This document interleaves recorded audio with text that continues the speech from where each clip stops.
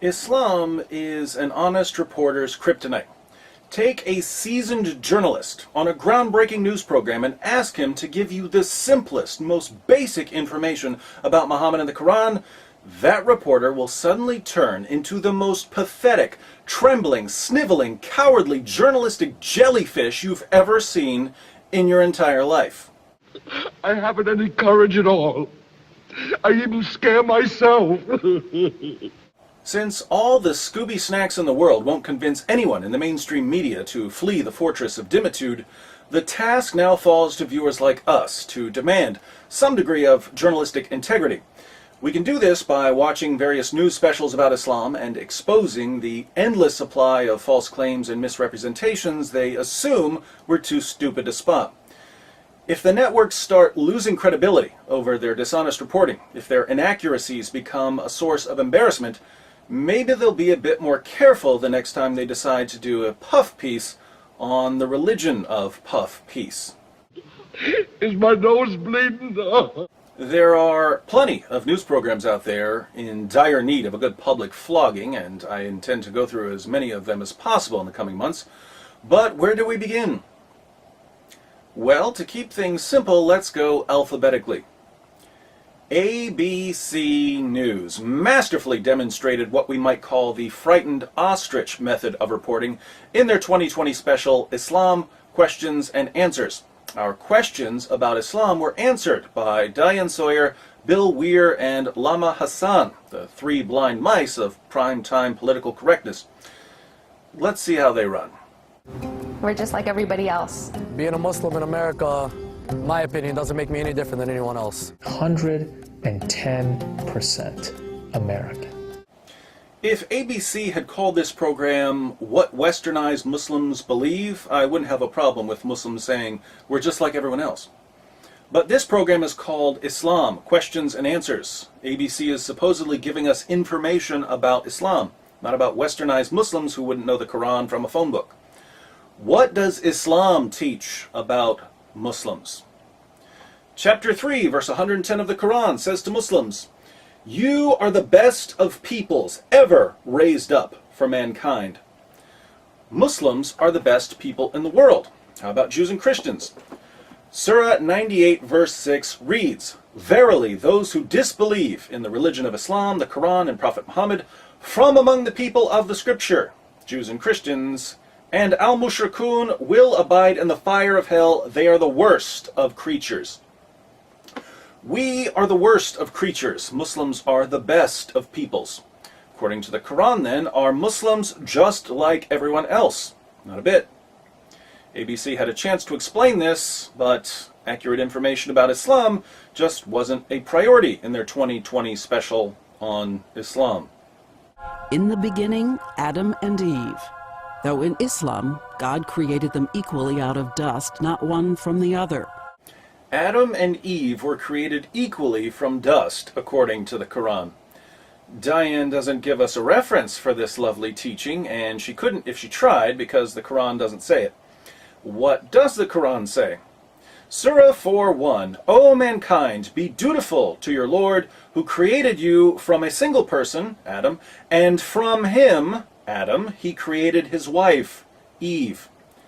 Surah 7, 189, "It is he who hath created you from one person, and out of him produced his wife, that he might dwell with her."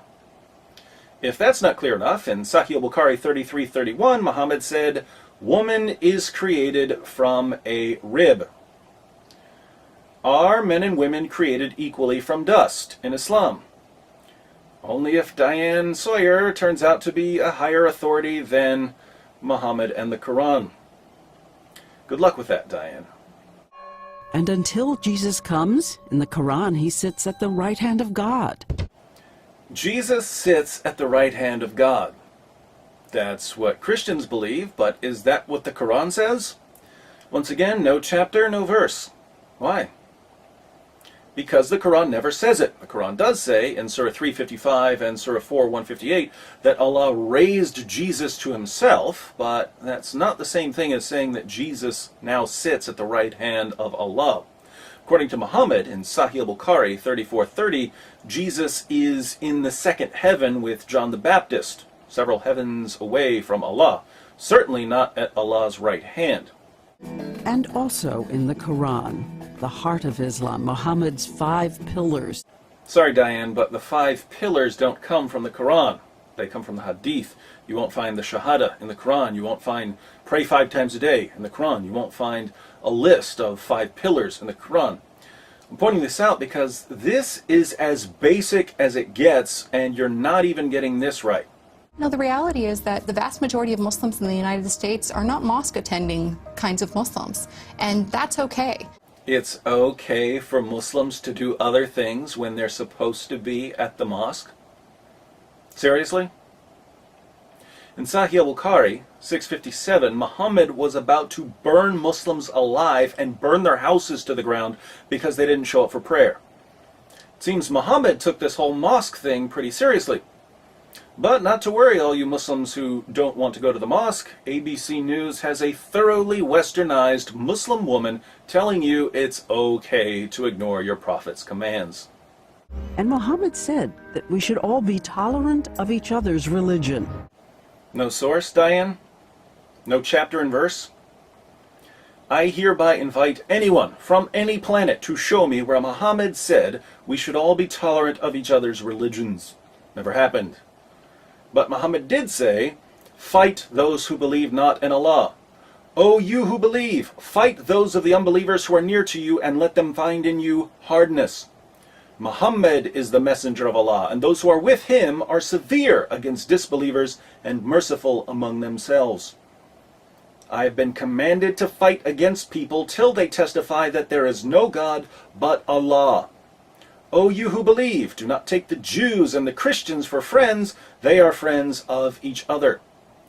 I will expel the Jews and Christians from the Arabian Peninsula and will not leave any but Muslims. I guess that's almost like telling people we should all be tolerant of each other's religions, as long as you live in opposite world with Bizarro reporter Diane Sawyer. And after he died, history saw the first real interfaith era. For hundreds of years, Jews, Christians, and Muslims, and atheists lived together, debated God, debated religion. Welcome to Fantasyland. Population, anyone who watches ABC News. According to Muslim sources, after Muhammad died, Abu Bakr went on a killing spree against all the people who tried to leave Islam because they'd only become Muslims in the first place to avoid getting slaughtered by Muhammad.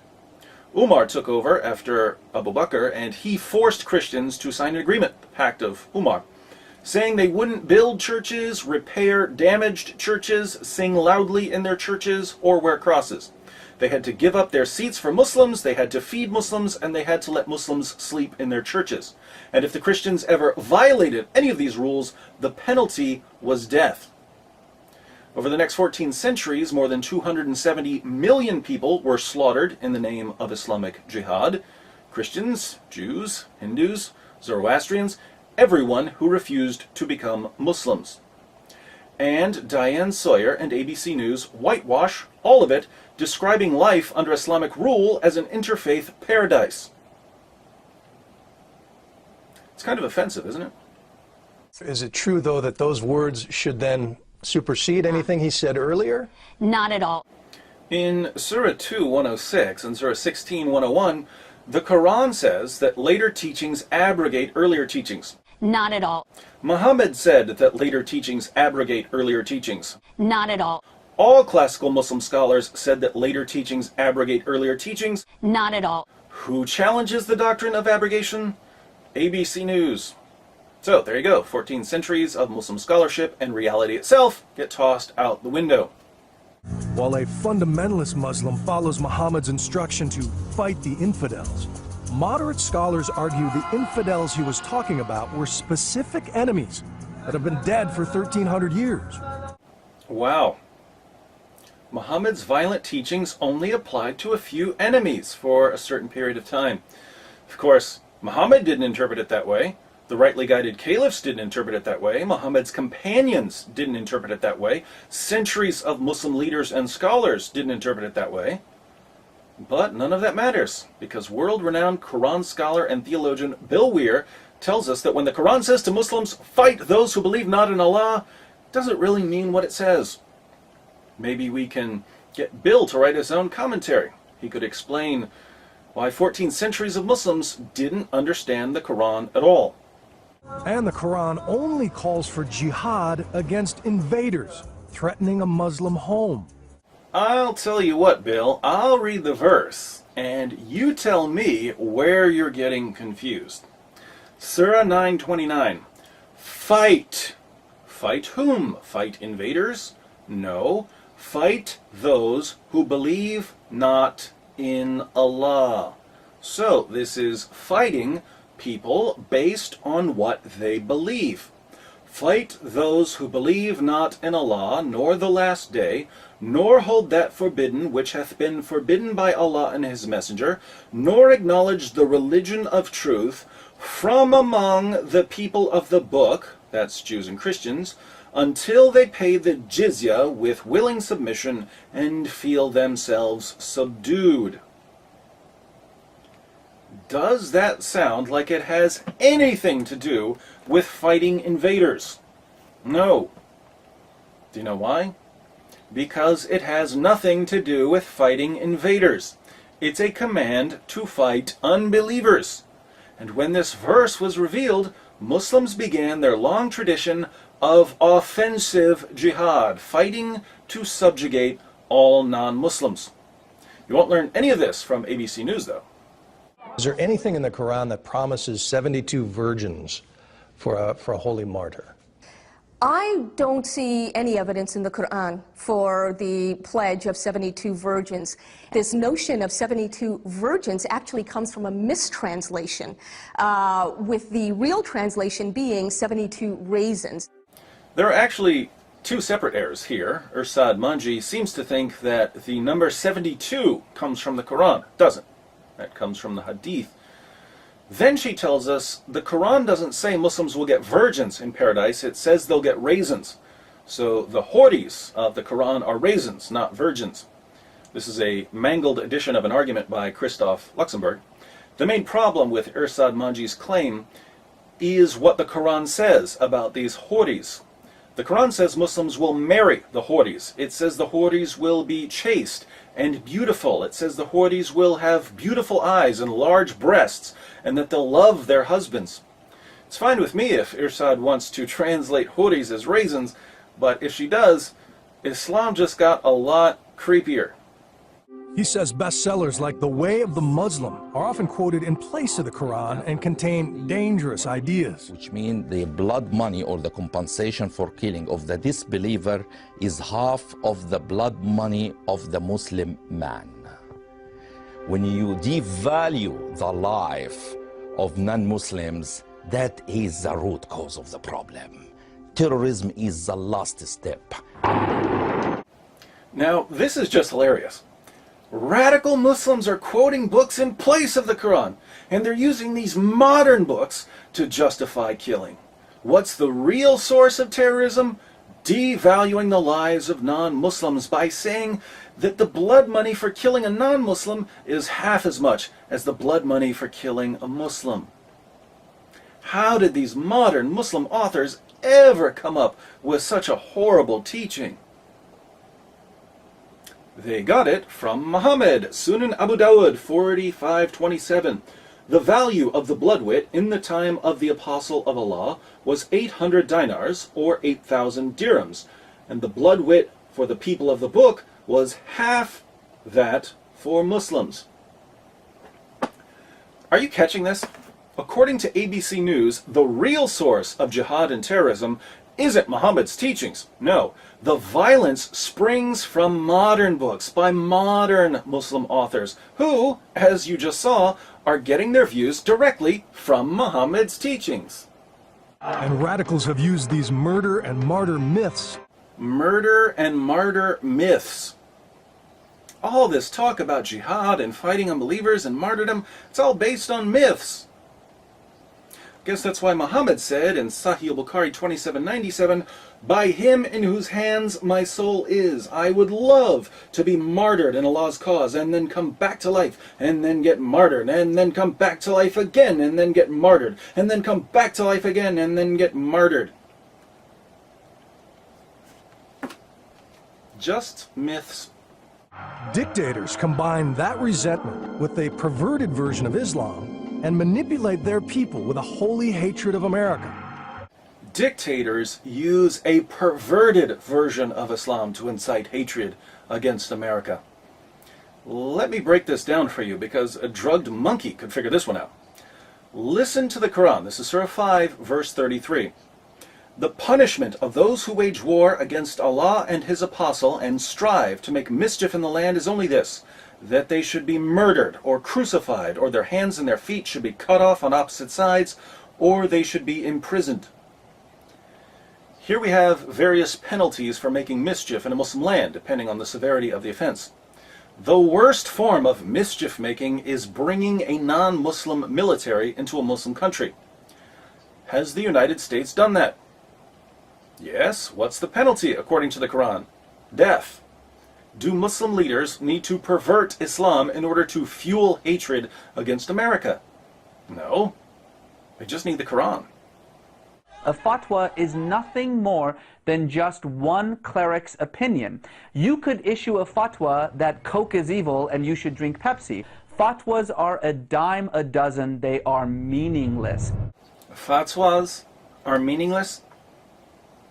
No more than opinions? Fatwas are rulings by Muslim scholars based on Muhammad's teachings. They don't carry any additional weight beyond the quotations from Muhammad and the Quran, but they're definitely not meaningless. They contain the commands of Allah and Muhammad. Does the Quran teach the practice of al-taqiyya, lying to non-Muslims to advance and protect Islam? According to the experts, an obscure law called al-taqiyya did allow early Muslims to deny their faith, but only under the threat of persecution. Recall the woman's question. Does the Quran teach the practice of taqiyya, deceiving non-Muslims? Unlike ABC News, I'll actually quote the Quran for you. Surah 3:28. "Let not the believers take disbelievers for their friends in preference to believers. Whoso doeth that hath no connection with Allah, unless it be that ye but guard yourselves against them, taking as it were security." According to this verse, which uses a form of the word taqiyya, meaning concealment, in order to guard yourself, Muslims are not allowed to be friends with non-Muslims unless they're outnumbered and they feel like they're in danger from a stronger adversary. That's when Muslims are allowed to pretend to be friendly. One of Islam's greatest scholars, Ibn Kathir, comments, "In this case, such believers are allowed to show friendship outwardly, but never inwardly." Abu Darda, one of Muhammad's companions, put it this way, "We smile in the face of some people, although our hearts curse them."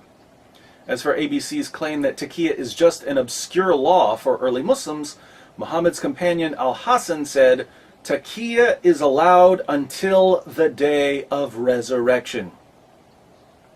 So Muslims have a choice. They can either go with the Quran and Muhammad's companions and Islam's greatest scholars and deceive us by smiling in our faces while cursing us in their hearts, or they can go with ABC's Bill Weir, who, although he knows next to nothing about Islam, does do a remarkable impression of Putty from Seinfeld. Is Islam inherently violent? Yeah, that's right. Does Islam oppress women? Yeah, that's right. Does it advocate barbaric punishments? Yeah, that's right. Savage. A chimp's all right. High five.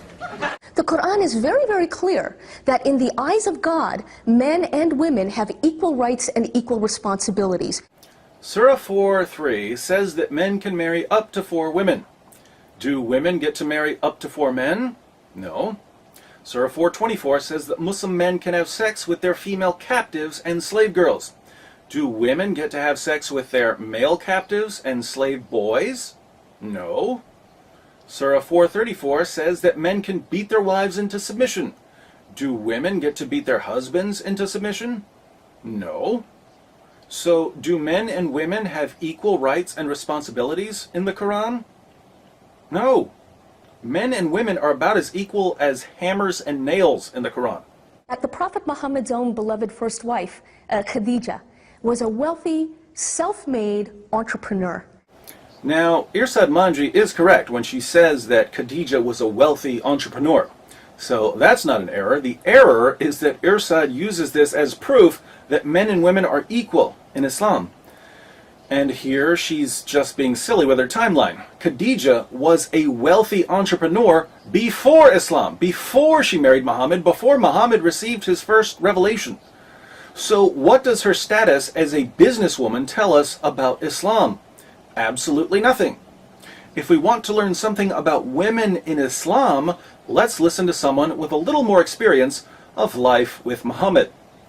In Sahih al-Bukhari, 5825, Muhammad's child bride Aisha says, "I have not seen any woman suffering as much as the believing women." According to Aisha, the mother of the faithful, the believing women, the Muslim women, were suffering more than the pagan women.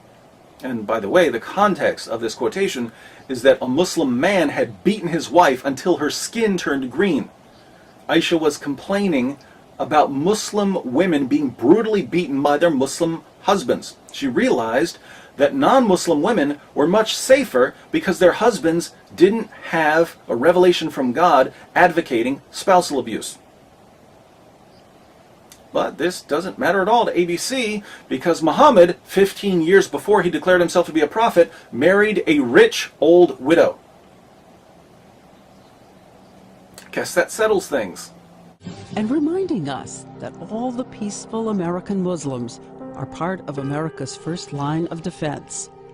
Yes, moderate, peaceful Muslims are our first line of defense against those pesky extremists. Muslims are violently subjugating Christians and other religious minorities in Egypt, Iraq, Pakistan, Sudan, Nigeria, and everywhere else Muslims have power over unbelievers. Are all the peaceful, moderate Muslims stepping in to protect these non-Muslims? Are the peaceful, moderate Muslims the first line of defense for victims of Muslim aggression? Certainly not. But Diane Sawyer and ABC News are convinced that things will be different here in the U.S., where moderate groups like CARE constantly tell Muslims not to work with police or the FBI in locating and apprehending terrorists.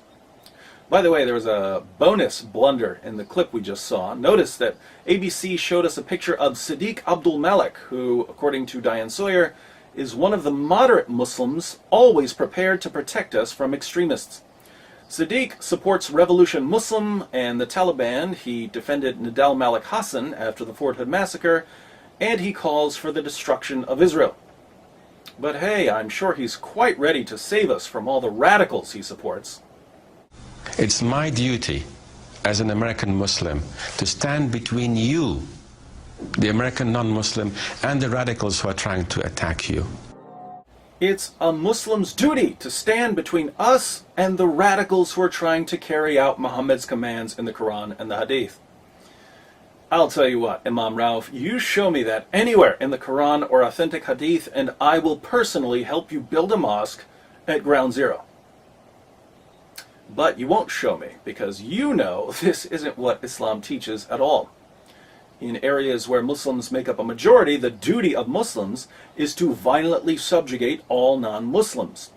In areas like the United States, where Muslims are in the minority, the duty of Muslims is to practice taqiyya, deceiving non-Muslims into believing that Islam is peaceful and tolerant. But you know this, Imam Rauf, because that's what you do for a living. And the lovely folks over at ABC News are all too happy to serve as your megaphone. I would dance and be merry, life would be a ding-a-dairy if I only had a brain. Well, that's 20 errors in an hour-long news program, and I could have pointed out more.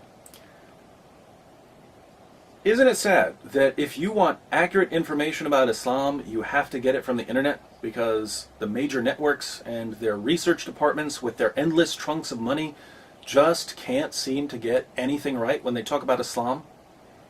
If this were any other topic, and ABC News made this many mistakes, they'd lose all credibility. But since the topic is Islam, it's perfectly acceptable to broadcast total nonsense in an effort to make Islam sound better than it really is. ABC News, like so many other networks, is a taqiyya amplifier. Muslims come up with soothing lies, ABC pumps them into your living room. If you're as fed up as I am, I invite you to send this video to as many people as possible. We need to start holding networks accountable for misleading and deceiving their viewers, and we can do this by drawing attention to errors and correcting them. I guess the only question now is, who's next? Oh yeah, we decided to go alphabetically. So what comes after ABC? BBC. Stay tuned.